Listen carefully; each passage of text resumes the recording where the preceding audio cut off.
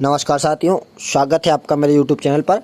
जैसा कि आप सभी को पता है, वर्ग 3 चयन परीक्षा के साइंस की क्वेश्चन सीरीज को हम लोग कर रहे हैं, जिसमें हमने फिजिक्स और केमिस्ट्री को पूर्ण कर लिया है और अब हम लोग बायो के प्रश्नों को देख रहे हैं। आपको फिजिक्स और केमिस्ट्री के जो प्रश्न हैं चैनल की प्लेलिस्ट पर मिल जाएंगे और इसके अलावा सोशल साइंस में पॉलिटी की भी क्वेश्चन सीरीज स्टार्ट हो चुकी है, जिसके कुछ वीडियोस आ चुके हैं, तो आपको प्लेलिस्ट में जाकर वो भी मिल जाएंगे। तो वीडियो को शुरू करने से पहले सभी साथियों से निवेदन है, जो साथी चैनल पर नए हैं वो चैनल को सब्सक्राइब कर लें। इसके अलावा जो साथी लगातार वीडियोस को देख रहे हैं और अभी तक चैनल को सब्सक्राइब नहीं किया है तो वो भी चैनल को सब्सक्राइब कर लें। और इसके अलावा वर्ग 3 के ग्रुप में ऐड होना चाहते हैं तो आपको पोस्ट में जाकर ग्रुप की लिंक मिल जाएगी, तो वहाँ से आप ग्रुप में ऐड हो सकते हैं। तो चलिए वीडियो को शुरू करते हैं। पहला प्रश्न है हमारा, हिस्टोलॉजी शब्द का प्रयोग सबसे पहले किसने किया? मेयर, स्लाइडेन, रॉबर्ट हुक या मेमन? तो इसका सर्वप्रथम प्रयोग किया था ऑप्शन ए मेयर ने। अगला प्रश्न है, किस प्रकार के ऊतक शरीर की सुरक्षा कवच का कार्य करते हैं? शरीर की सुरक्षा का कार्य कौन से ऊतक करते हैं? तो एपिथेलियमी ऊतक, पेशीय ऊतक, संयोजी ऊतक या तंत्रिकीय ऊतक? तो इसका आंसर है ऑप्शन नंबर ए, एपिथेलियमी ऊतक, ऑप्शन नंबर ए। अगला है, निम्न में से कौन सा ऊतक घाव भरने में सहायक होता है? यानी घाव को भरने के लिए कौन सा ऊतक आवश्यक होता है? ऑप्शन ए एपिथेलियमी ऊतक या ऑप्शन बी पेशीय ऊतक, सी संयोजी ऊतक या डी तंत्रिकीय ऊतक? तो इसका आंसर हो जाएगा ऑप्शन नंबर ए, एपिथेलियमी ऊतक। अगला है, निम्न में से कौन एक शरीर को गर्म रखने हेतु उत्तरदायी है? श्वेत ग्रंथि यानी पसीने वाली ग्रंथियां, संयोजी ऊतक, वसामय ऊतक या रोम ऊतक? तो शरीर को गर्म रखने के लिए वसामय ऊतक आवश्यक होते हैं, ऑप्शन नंबर सी हो जाएगा। अगला है, सेबेसियस ग्रंथियां पाई जाती हैं स्तनियों की त्वचा के एपिडर्मिस में, स्तनियों की त्वचा के डर्मिस में, अमाशय के एपिथेलियमस में या आंत की एपिथेलियम में? तो जो सेबेसियम ग्रंथियां हैं ये पाई जाती हैं स्तनियों की त्वचा के डर्मिस में। अगला है, मनुष्य की त्वचा सबसे मोटी होती है हथेली पर, तलवों पर, धड़ पर या सिर पर? तो सबसे ज्यादा मोटी तलवों पर होती है, पैर के पंजों नीचे, ये तलवे कहलाते हैं। लैक्रामाइल ग्रंथि स्त्रावित करती है सेबम, म्यूकस, आंसू या पसीना? इन चीज़ों को याद रखें, ये अच्छे प्रश्न हैं, पूछे जा सकते हैं। आंसू जो रहते हैं वो लैक्रामाइल ग्रंथि से निकलते हैं। बुढ़ापे में त्वचा में झुर्रियाँ पड़ जाती हैं, इसका कारण क्या है? त्वचा में रुधिर का संचरण कम होना, उपचर्मीय स्तर में लचीलापन कम होने के कारण, चर्म में वसा ऊतक की कमी के कारण या त्वचा में मेलेनिन और मेलासाइटस की अधिकता के कारण? तो झुर्रियां पड़ने का जो कारण होता है वो उपचर्मीय स्तर में लचीलापन कम हो जाने के कारण होता है। मनुष्य के शरीर में सबसे लंबी कोशिका होती है हाथ की कोशिका, पैर की कोशिका, तंत्रिका कोशिका या इनमें से कोई नहीं? तो जो सबसे लंबी कोशिका होती है वो तंत्रिका कोशिका होती है। तंत्रिका ऊतक की इकाई है एक्सॉन, न्यूरॉन, गुच्छिका या कोशिका? तो इसका आंसर है ऑप्शन नंबर बी, न्यूरॉन्स। अगला है, संवेदना का चालन शरीर के एक भाग से दूसरे भाग में किसके द्वारा होता है? संवेदना यानी कोई चीज, जैसे संवेदना हो रही है, हमें लग गई या गर्म लग रहा है, ठंडी लग रही कोई चीज, तो इस प्रकार का चालन शरीर के एक भाग से दूसरे भाग में किसके द्वारा होता है? पेशीय ऊतक, एपिथेलियमी ऊतक, संयोजी ऊतक या तंत्रिका ऊतक? तो ये चीज जो होती है तंत्रिका ऊतक के माध्यम से होती है, ऑप्शन नंबर डी। लिगामेंट एक संरचना है या रचना है जो जोड़ती है अस्थियों को पेशी से, अस्थि को अस्थि से, अस्थि को तंत्रिका से या पेशी को त्वचा से? तो जो लिगामेंट्स होते हैं वो अस्थि को अस्थि यानी हड्डी को हड्डी से जोड़ते हैं, वो लिगामेंट्स कहलाते हैं। अस्थि यानी हड्डी होता है। अगला, ऊंट का कुबड़ किस ऊतक का बना होता है? ऊंट का कुबड़ सभी को पता होगा, एक कुबड़नुमा संरचना होती है, तो ये कौन से ऊतक का बना होता है? कंकालीय ऊतक, पेशीय ऊतक, उपस्थित ऊतक या वसामय ऊतक? तो जो यह बना होता है वसामय ऊतक का, ऑप्शन नंबर डी। मोटापा निम्न में से किसकी अधिकता के कारण होता है? शर्करा, वसा, सुक्रोज या ग्लूकोज? तो भाई ये तो बहुत आसान सा प्रश्न है, इसको याद रखें कि जो मोटापा है वो वसा ऊतक की वृद्धि के कारण हो जाता है। निम्न में से कौन सा ऊतक उदाहरण है? मस्तिष्क कौन ऊतक का उदाहरण है? ये पूछा गया है हमसे कि कौन निम्न में से ऊतक का उदाहरण है? मस्तिष्क है, रक्त है, यकृत है या अमाशय है? तो इसका आंसर है ऑप्शन नंबर बी, रक्त। अगला प्रश्न है हमारा, बायोप्सी संबंधित है मृत्यु का कारण जानने के लिए शव विच्छेदन करने से, बेहोशी की स्थिति में परीक्षण करने से, परीक्षण के लिए ऊतकों को शरीर से अलग करने से या हाइड्रोफोबिया का उपचार करने से? तो इसका जो संबंध रहता है वो होता है परीक्षण के लिए ऊतकों को शरीर से अलग करने को बायोप्सी बोल देते हैं। मास्ट कोशिकाएं पाई जाती हैं संयोजी ऊतक में, पेशी ऊतक में, तंत्रिका ऊतक में या रुधिर ऊतक में? तो ये पाई जाती हैं ऑप्शन नंबर ए, संयोजी ऊतक में। अगला है, हैवर्सियन तंत्र पाया जाता है मत्स्यों की अस्थियों यानी मछलियों की अस्थियों में, पक्षियों की अस्थियों में, स्तनियों की अस्थियों में, सरीसृपों में? तो ये पाया जाता है ऑप्शन नंबर सी, स्तनियों की अस्थियों में। फेफड़े को ढकने वाला आवरण कहलाता है? Pericardium, pleura, peritoneum, seroma. तो फेफड़ों का ढकने वाला जो आवरण यानी आसपास का जो उसका वातावरण या आवरण होता है वो कहलाता है प्लूरा। दांत मुख्य रूप से बने होते हैं एनामिल के, डेंटाइन के, मज्जा के या ओडेंटोब्लास्टस के। तो जो दांत बने रहते हैं वो डेंटाइन के बने रहते हैं। अगला है, अगले प्रश्न की यदि हम बात करें तो अगला प्रश्न हमारा, दांत का शिखर किसका बना होता है? देखो दांत बने होते हैं वो अलग चीज पूछा गया और दांत का शिखर किस चीज का बना होता है? उपसित का, डेंटिन का, एनामिल का या काइटिन का? तो कंफ्यूजन नहीं होना है, जो शिखर की बात की गई है तो वो एनामिल कहलाता है। नाभि रज्जु है, नाभि रज्जु श्लेष्मस संयोजी ऊतक, रेशेदार ऊतक, प्रोण संयोजी ऊतक या भ्रूणीय संयोजी ऊतक? तो जो नाभि रज्जु है वो कहलाता है हमारा ऑप्शन नंबर सी, प्रोण संयोजी ऊतक। किसी जीवित देह के भीतर कोशिका या ऊतक की मौत को क्या कहते हैं? न्यूट्रोफिलिया, नेफ्रासिस, नेक्रासिस, नियोप्लेशिया। तो इसे बोला जाता है ऑप्शन नंबर ए, न्यूट्रोफिलिया। किस ऊतक के नख, खुर और सींग बने होते हैं? जो नख मतलब नाखून, खुर मतलब खुरी जो जानवरों में पाए जाते हैं और सींग जो पाए जाते हैं, तो ये कौन से ऊतक के बने होते हैं? क्यूटाइड, काइटिन, केरोटिन या ट्यूनिसिन? तो ये जो सींग बने रहते हैं ये बने रहते हैं केरोटिन के, ऑप्शन नंबर सी। RH कारक ने अपना ये नाम किस जानवर से लिया था? बंदर से, ड्रैगन फ्लाई से, ड्रोसिला से या गोरिल्ला से? तो जो RH फैक्टर है ये बंदर से लिया गया था, ऑप्शन नंबर ए। जन्म के बाद मानव के किस ऊतक में कोई कोशिका विभाजन नहीं होता? कंकाल में, तंत्रिका में, संयोजी में या जनन में?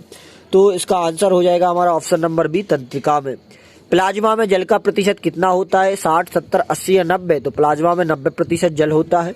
रक्त होता है एक संयोजी ऊतक या उपकलित ऊतक या दोनों या इनमें से कोई नहीं? तो रक्त की यदि बात की जाए तो ये एक संयोजी ऊतक होता है, ऑप्शन नंबर ए।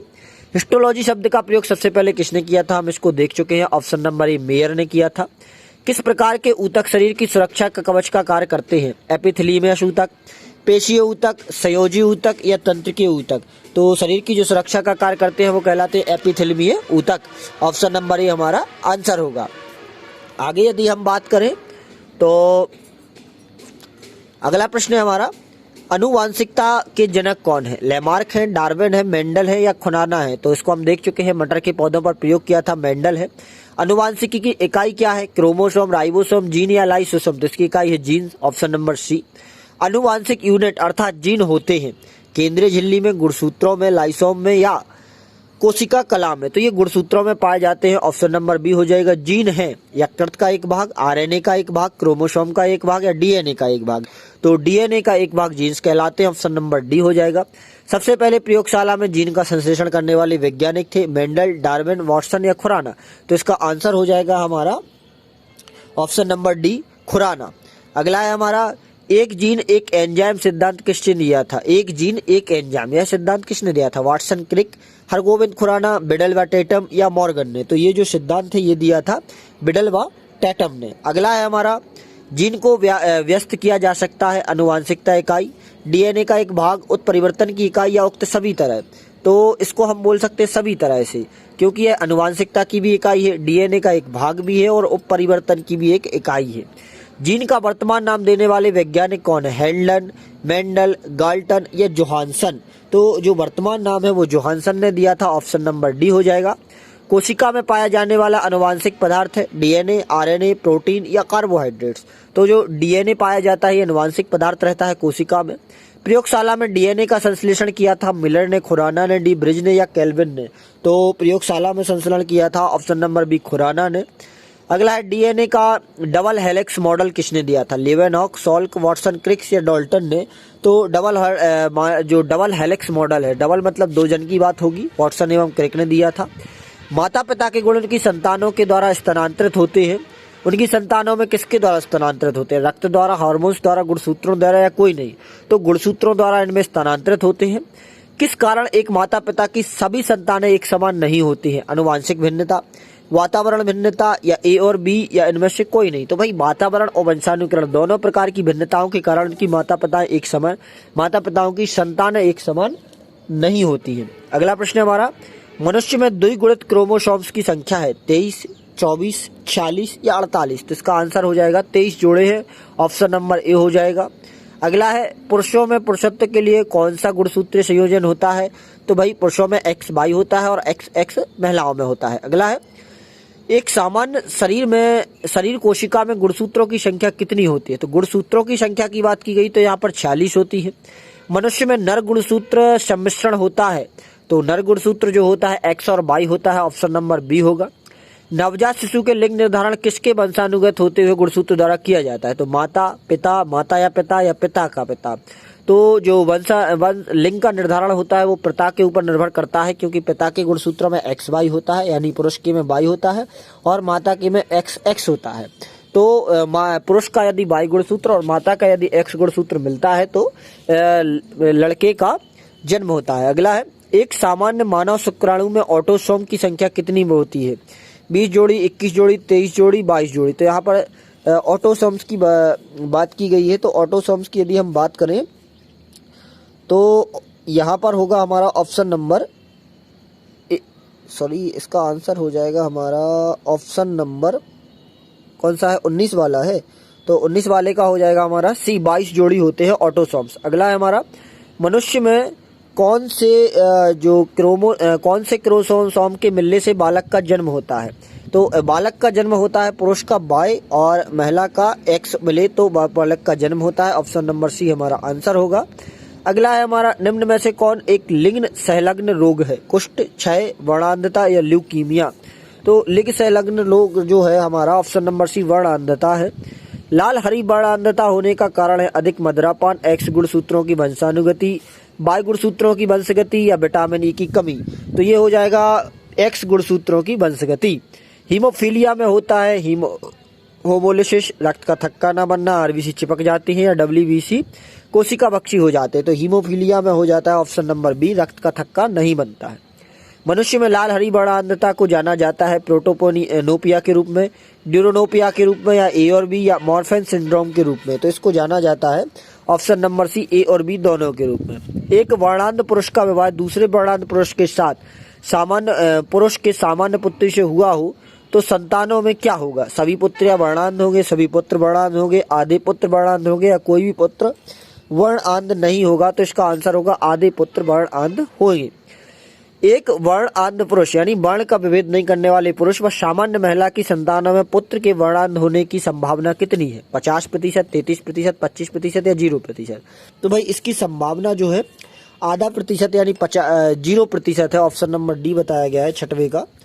वही वर्णांध पुरुष और सामान्य महिला की संतानों में। तो ऐसा कारण क्यों है? तो ऐसा कारण, अगला है हमारा, शिशु का पितृत्व स्थापित करने के लिए निम्न में से किस एक तकनीक का प्रयोग किया जाता है? प्रोटीन संश्लेषण, गुणसूत्र गणन, DNA फिंगरप्रिंट, या DNA का मात्रात्मक विश्लेषण? तो इसमें किया जाता है option number C, DNA fingerprinting. Gene शब्द किसने बनाया था? डी ब्रिज ने, WL जोहानसन ने, जी मेंडल ने, या TH मॉर्गन ने? तो ये बनाया था जोहानसन ने, ऑप्शन नंबर बी। वर्ण अंधता वाले व्यक्ति को लाल रंग दिखाई देगा, पीला, नीला, हरा या बैंगनी? तो इसको वो दिखाई देगा, हरे रंग का दिखाई देगा। अगला है, एक वर्णांध पुरुष एक सामान्य महिला से विवाह करता है और वर्णांध के लक्षण उत्पन्न होंगे उसके पुत्रों में, उसकी पुत्रियों में, पुत्रों के पुत्रों में, या पुत्रियों के पुत्रों में? तो इसके यदि हम लक्षण की बात करें तो लक्षण देखने को मिलेंगे उसके पुत्रियों के पुत्रों में। ऑप्शन नंबर डी हो जाएगा। अगला है हमारा, निम्न में से कौन सी व्याधि अनुवांशिक है? हीमोफीलिया, ट्यूबरकुलोसिस, कैंसर या पेचिस? तो हीमोफीलिया जो है अनुवांशिक है, जिसमें रक्त का थक्का नहीं जमता है। DNA अंगुली छाप तकनीक का प्रयोग किसके अनुसूचन के लिए किया जाता है? अल्जाइमर रोग, विवादित जनकता, एड्स या पीत ज्वर? तो जो DNA फिंगरप्रिंट, जिसे अंगुली छाप भी बोल देते हैं, इसका प्रयोग किया जाता है विवादित जनकता के लिए। गुणसूत्र होते हैं DNA और लिपिक, RNA और एमिनो एसिड, DNA और प्रोटीन, या RNA और शुगर? तो ये जो होते हैं 13 नंबर का ऑप्शन नंबर सी हो जाएगी, DNA और प्रोटीन। DNA फिंगरप्रिंट का प्रयोग किसकी पहचान के लिए किया जाता है? माता पिता, बलात्कारी, चोर या सभी? तो इसका प्रयोग जो किया जाता है सभी को जानने के लिए किया जाता है। माता पिता का पता लगाने, बलात्कारी या चोर का लगाने के लिए इसको प्रयोग करते हैं। Option number D. जेनेटिक्स निम्न में से किसका अध्ययन है? मेंडल का नियम, अनुवांशिकता और विचरण, DNA संरचना या जैव विभाग? तो इसका आंसर होगा ऑप्शन नंबर बी, अनुवांशिकता और विचरण। लैंगिक जनन से अनुवांशिक विचरण कैसे होता है? जीन के सम्मिश्रण से, क्रोमोसोम में बदलाव से, जीन के मिश्रण से? तो इसका आंसर होगा ऑप्शन नंबर डी, सभी से। जीन के भीतर अनुक्रम आधारित परिवर्तन कहलाता है प्रजनन, प्रतिरूपण, उत्परिवर्तन या संयोजन? तो ये उत्परिवर्तन कहलाता है। अगला है, टर्नर संलक्षण वाले क्रोमोसोम्स का विवरण है। इसका आंसर होगा हमारा 18 वाले का ऑप्शन नंबर ए हो जाएगा। अगला है हमारा अनुवांशिकता के जनक है, तो इसको हम देख चुके हैं, मेंडल इसके जनक हैं। अनुवांशिकी की इकाई क्या है, तो इसको भी हम देख चुके हैं, इसकी इकाई है जीन्स। आगे की यदि हम प्रश्न की बात करें तो अगला प्रश्न है हमारा, जैव विकास को सर्वप्रथम किसने समझाया था? न्यूटन ने, आइंस्टाइन ने, डार्विन ने या लेमार्क ने? तो इसको समझाया था, जैव विकास की यदि बात होती है तो सबसे पहले लेमार्क ने समझाया था, ऑप्शन नंबर डी। लेमार्कवाद का मूल सिद्धांत है विभिन्नताएं, उपार्जित लक्षणों की वंशानुगति, जीवन संघर्ष या नए अंगों का अचानक विकास होना। तो लेमार्कवाद का जो मुख्य सिद्धांत है वो है उपार्जित लक्षणों की वंशगति। जीवों के प्राकृतिक उपार्जित लक्षण मतलब समझ रहे हैं आप क्या होता है? जैसे हमने कोई लक्षण सीखा, भाई आपने जन्म लिया, आपने मान के चलिए बहुत अच्छा गाना सीख लिया, तो ये उपार्जित लक्षण हो गया, जो आपको जेनेटिक्स से नहीं मिला, आनुवांशिक से नहीं मिला, ये आपने सीखा है। और इस लक्षण को यदि आप अपने बच्चों में बाय जेनेटिक्स यदि ट्रांसफर होता है तो इसको हम बोलते हैं लेमार्कवाद का मूल सिद्धांत। अगला है, जीवों के प्राकृतिक चयन सिद्धांत प्रतिपादित किया लेमार्क ने, डार्विन ने, डी ब्रीज ने या मेंडल ने? तो ये सिद्धांत दिया था ऑप्शन नंबर बी ने, डार्विन ने। अगला है, योग्यतम की उत्तरजीविका का प्रतिपादन किया था, तो योग्यतम की उत्तरजीविका का प्रतिपादन डार्विन ने किया था, ऑप्शन नंबर बी होगा। उत्परिवर्तन के सिद्धांत के जन्मदाता कौन है? मेंडल है, अरस्तु है, डी ब्रीज है या डार्विन है? तो इसके जो जनक है वो है डी ब्रीज। अगला है, समरूप अंग होते हैं, रचना में समान, कार्य में समान, रचना या कार्य दोनों में समान या कार्य विहीन? तो समरूप की यदि बात की जाए तो ये होते हैं कार्य में समान, ऑप्शन नंबर बी। अगला है, समजात अंग होते हैं, रचना में समान, कार्य में समान, रचना में असमान या रचना और कार्य दोनों में समान? तो समजात की बात हो रही है तो रचना में समान कहलाएंगे। अगला है हमारा, वर्ष 1809 में प्रथम बार फ्रांसीसी जीव वैज्ञानिक जैन लेमार्क ने जीवन के विकास के अध्ययन में कर्म में अपने सिद्धांतों को प्रतिपादित किया। निम्न में से कौन सा सिद्धांत इससे संबंधित नहीं है? उपार्जित लक्षणों की वंशगति, जीवन संघर्ष, वातावरण का प्रत्यक्ष प्रभाव या नए अंगों का आविर्भाव? तो इसका आंसर होगा 8वें का बी, जो जीवन संघर्ष है, जो इनके द्वारा प्रतिपादित नहीं है या इनके द्वारा संबंधित नहीं है। निम्न में से कौन सा सिद्धांत उद विकास की व्याख्या के लिए डार्विन द्वारा प्रतिपादित नहीं किया गया था? समर्थ की उत्तरजीविका, ये तो किया गया था। अंगों का उपयोग अनुप्रयोग, नई जातियों की उत्पत्ति या जीवन संघर्ष? तो इसका आंसर होगा ऑप्शन नंबर बी, अंगों का उपयोग और अनुप्रयोग डार्विन के द्वारा नहीं दिया गया था, बाकी जो 3 है वो इनके द्वारा दिए गए थे। नेचुरल सिलेक्शन द्वारा ओरिजिन ऑफ लाइफ पुस्तक किसने लिखी थी? Charles Darwin, Charles Dickens, Hugo de bridge या लेमार्क? तो ये जो पुस्तक है काफी महत्वपूर्ण पुस्तक है, ये चार्ल्स डार्विन की पुस्तक है। निम्न में से कौन सा मनुष्य में अवशेषी अंग नहीं है? अवशेषी अंग एक ऐसा अंग होता है जिसका आपने प्रयोग करना बंद कर दिया हो, जैसे एक अपेंडिक्स की नस होती है। पुराने ये जो नस होती है ये घास फूस पचाने के लिए रहती थी, जब पुराने समय में कहते थे। तो ये क्या होता है, ये अवशेषी अंग हमारे शरीर में जो पाया जाता है, एक अपेंडिक्स की नस कही जाती है, ये एक अवशेषी अंग रहती है। कौन सा मनुष्य में अवशेषी अंग नहीं है? निकटेटिंग पर्दा, कर्णा, मांसपेशियां, सामने वाले चपटे दांत या वर्मी फॉर्म अपेंडिक्स? तो इसका आंसर हो जाएगा हमारा ऑप्शन नंबर सी, सामने वाले चपटे दांत है, जो अवशेषी नहीं है। अवशेषी मतलब ऐसे अंग जिनका हम उपयोग नहीं कर रहे हैं। अगला है, उत्परिवर्तन का सिद्धांत किसने दिया? तो इसको हम देख चुके हैं। उत्परिवर्तन का सिद्धांत हमारा 12वें वाले का ऑप्शन नंबर डी ब्रीज ने दिया है। अगला है हमारा, ऐसे अंग जो विभिन्न कार्यों में उपयोग होने के कारण काफी असमान हो जाते हैं लेकिन उनकी मूल संरचना एक भुनीय प्रक्रिया में समानता रहती है, कहलाते हैं अवशेषी अंग। असमजात अंग, समरूप अंग या असमजात अंग? तो ये कहलाते हैं हमारे ऑप्शन नंबर डी के समजात अंग, जिनकी मूल संरचना एक प्रक्रिया में समान रहती है। जैव विकास के संदर्भ में सांपों में अंगों का लोप होने का स्पष्ट किया जा सकता है अंगों का उपयोग तथा अनुपयोग किए जाने से, बिलों में रहने के प्रति अनुकूलन से या प्राकृतिक चयन से या औपाधिक लक्षणों की वंशागति से। तो जो सांपों में अंगों का लोप हुआ वो इस कारण से हुआ कि अंगों का उन्होंने उपयोग बहुत कम किया, जिस कारण से वो धीरे धीरे उनका लोप हो गया। जीवन की उत्पत्ति हुई पहाड़ों पर, भूमि पर, जल में या वायु में? तो सभी को पता है जल में हुई थी। जीवन की उत्पत्ति के समय निम्न में से कौन स्वतंत्र अवस्था में नहीं पाई जाती थी? मीथेन, अमोनिया, हाइड्रोजन या ऑक्सीजन? तो उस समय जो ऑक्सीजन है वो स्वतंत्र अवस्था में नहीं पाई जाती थी। विकास की प्रक्रिया में मनुष्य का निकटतम प्राणी है गाय, बंदर, हिरण, बाघ? तो ये है बंदर। अगला है, मनुष्य में अवशेषी अंग है कर्णपल्लव, पेशियां, दांत, क्षुद्रांत, कर्णपल्लव? तो कर्णपल्लव जो पेशियां हैं ये अवशेषी अंग है जिनका प्रयोग नहीं होता है।